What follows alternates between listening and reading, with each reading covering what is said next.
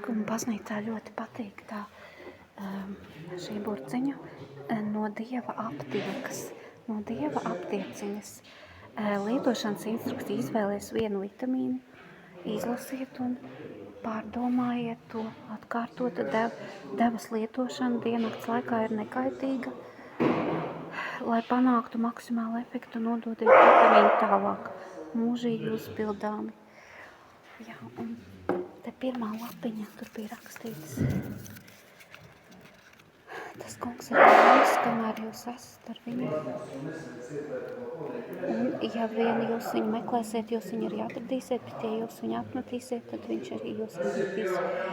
Otrās laiku grāmatu 15.2. Jā, ļoti skaista. Ļoti skaista burciņa, jā. Un Ziedvārdu trauciņš. Ļoti skaista. Vai jūs? Te ir arī bērnu stūrītes. Skaista zvaigzne. Un tāda skaista baznīciņa. Karnāks. Tā priekšnamiņš arī. Mums jāiet tagad brokastīs.